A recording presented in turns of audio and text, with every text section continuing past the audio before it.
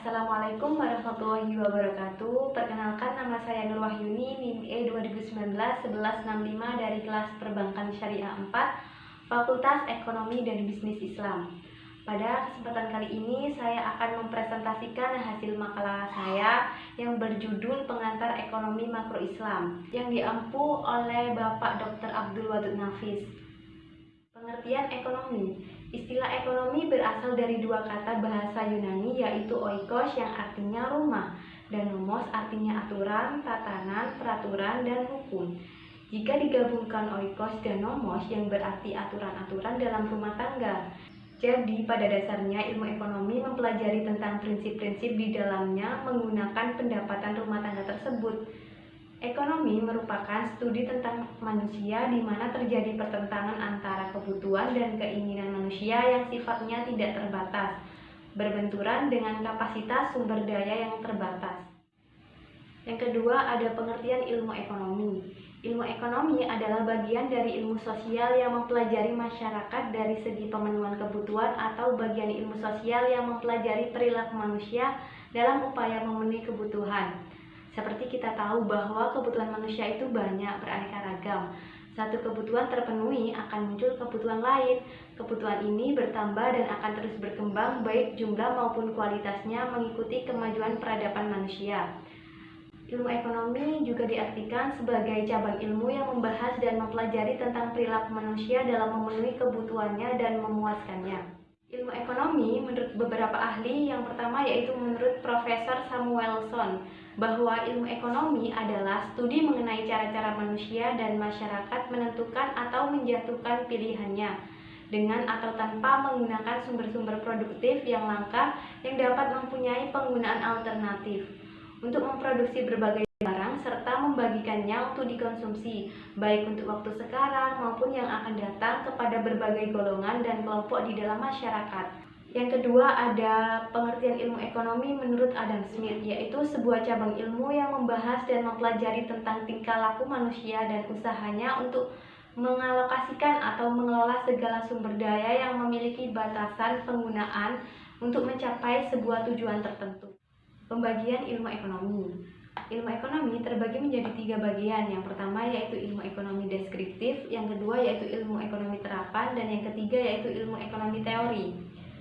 Ilmu ekonomi deskriptif yaitu ilmu ekonomi yang memberikan gambaran tentang suatu kondisi atau keadaan ekonomi dengan sebenarnya. Contohnya yaitu krisis ekonomi di Indonesia yang menyebabkan menurunnya kurs rupiah terhadap US dollar. Ekonomi deskriptif merupakan studi yang berusaha untuk menggambarkan atau mendeskripsikan dan menguraikan fakta-fakta ekonomi atau bekerjanya lembaga-lembaga atau unit-unit ekonomi. Yang kedua, ada ilmu ekonomi terapan. Ilmu ekonomi terapan adalah cabang ilmu yang tugasnya menelaah kebijakan-kebijakan ekonomi yang perlu dilaksanakan oleh suatu pemerintahan dalam mengatasi masalah-masalah ekonomi.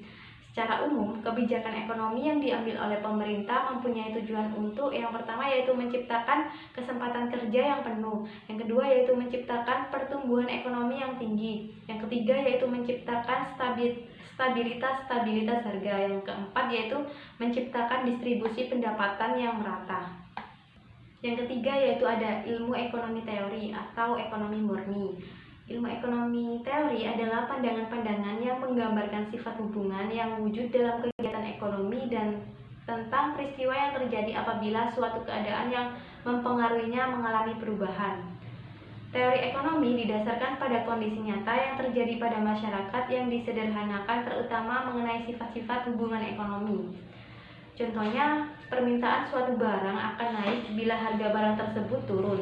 Sebaliknya, permintaan akan turun bila harga akan naik dengan asumsi penawaran dan pendapatan masyarakat tetap atau semua faktor yang berpengaruh terhadap permintaan.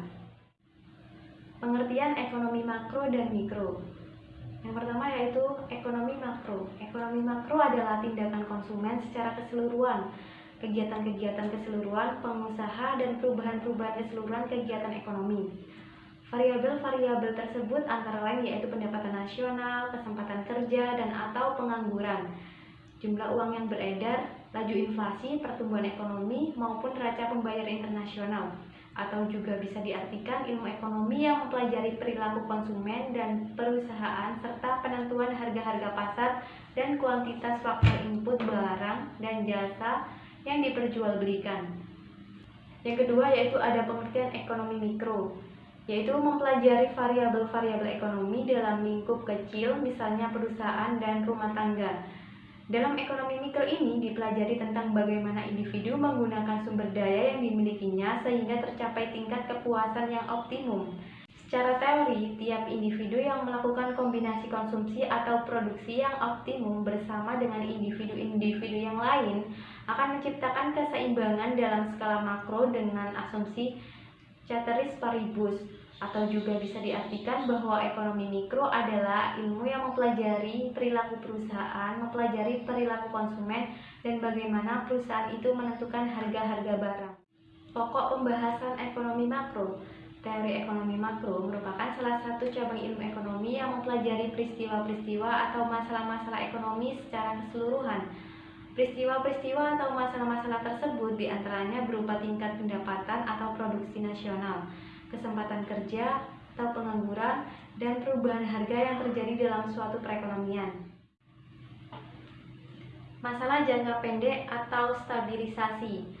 Yang pertama yaitu inflasi, adalah naiknya harga-harga komoditi secara umum dan disebabkan oleh tidak sinkronnya antara program penggandaan komoditi dengan tingkat pendapatan yang dimiliki oleh masyarakat. Yang kedua yaitu ada pengangguran, di mana pengangguran terjadi karena adanya kesenjangan antara penyediaan lapangan kerja dengan jumlah tenaga kerja yang mencari pekerjaan. Selain itu, pengangguran bisa saja terjadi meskipun jumlah kesempatan kerja tinggi, namun adanya kesenjangan informasi dan keahlian yang diinginkan. Yang ketiga yaitu ada ketimpangan dalam neraca pembayaran, yaitu kesenjangan antara jumlah perolehan dari ekspor dengan pembayaran impor. Bila impor terlalu besar, maka devisa akan semakin kurang. Nilai tukar mata uang lokal relatif akan jatuh. Industri dalam negeri berbasis impor akan banyak yang mati. Sedangkan bila ekspor terlalu besar, maka nilai mata uang lokal akan menguat terhadap mata uang luar negeri dan akan berdampak pada semakin naiknya impor yang akan menyebabkan matinya industri yang berbasiskan bahan baku dalam negeri. Yang kedua yaitu ada masalah jangka panjang atau pertumbuhan. Yang pertama yaitu pertumbuhan penduduk yang tinggi. Pertumbuhan penduduk yang besar bila diikuti dengan produktivitas yang tinggi akan menyebabkan tingkat pertumbuhan ekonomi yang tinggi. Tingginya pertumbuhan ekonomi akan mampu meningkatkan tingkat kesejahteraan dan tingkat pendidikan dan pada akhirnya akan mampu memperbaiki citra dan mutu hidup. Yang kedua yaitu ada peningkatan kapasitas produksi, berkaitan erat dengan tingkat investasi, dan investasi berhubungan dengan tingkat tabungan masyarakat. Sedangkan tingkat tabungan masyarakat berhubungan dengan tingkat pendapatan dan konsumsinya. Jadi apabila kapasitas produksi ditingkatkan, maka tabungan haruslah juga ditingkatkan agar investasi dapat pula ditingkatkan. Perbedaan ekonomi makro dan mikro dilihat dari harga. Yang pertama yaitu ekonomi makro. Harga adalah nilai dari komoditas secara agregat atau keseluruhan. Ekonomi mikro, harga ialah nilai dari suatu komoditas atau barang tertentu saja. Yang kedua, dilihat dari ketenaga kerjaan. Ekonomi makro, kebutuhan tenaga kerja secara agregat atau keseluruhan. Sedangkan ekonomi mikro, kebutuhan tenaga kerja satu perusahaan. Jika dilihat dari segi konsumsi, ekonomi makro menggunakan konsumsi negara. Sedangkan ekonomi mikro, konsumsi individu. Dilihat dari segi produksi, ekonomi makro jumlah produksi suatu barang, jika ekonomi mikro jumlah produksi nasional. Jika dilihat dari unit analisis, ekonomi makro yaitu pembahasan tentang kegiatan ekonomi secara keseluruhan. Contohnya pendapatan nasional, pertumbuhan ekonomi, inflasi, pengangguran, investasi, dan kebijakan ekonomi. Sedangkan ekonomi mikro, pembahasan tentang kegiatan ekonomi secara individual, contohnya permintaan dan penawaran, perilaku konsumen, perilaku produsen, pasar, penerimaan, biaya, dan laba atau rugi perusahaan. Jika dilihat dari tujuan analisis, yaitu ekonomi makro lebih memfokuskan pada analisis tentang pengaruh kegiatan ekonomi terhadap perekonomian secara keseluruhan. Sedangkan pada ekonomi mikro lebih memfokuskan pada analisis tentang cara mengalokasikan sumber daya agar dapat dicapai kombinasi yang tepat. Perbedaan ekonomi makro Islam dan konvensional. Ekonomi makro Islam adalah ilmu yang membahas permasalahan kebijakan ekonomi secara makro, berupa pengelolaan dan pengendalian sesuai dengan ajaran Islam. Dalam membahas perspektif ekonomi Islam, ada satu titik awal yang benar-benar harus kita perhatikan, yaitu ekonomi dalam Islam itu sesungguhnya bermuara kepada akidah Islam yang bersumber dari syariatnya. Yang kedua, sedangkan ekonomi makro konvensional adalah tindakan konsumen secara keseluruhan, kegiatan-kegiatan keseluruhan pengusaha dan perubahan-perubahan keseluruhan kegiatan ekonomi. Variabel-variabel tersebut antara lain yaitu pendapatan nasional, kesempatan kerja, dan atau pengangguran, jumlah uang beredar, laju inflasi, pertumbuhan ekonomi, maupun neraca pembayaran internasional.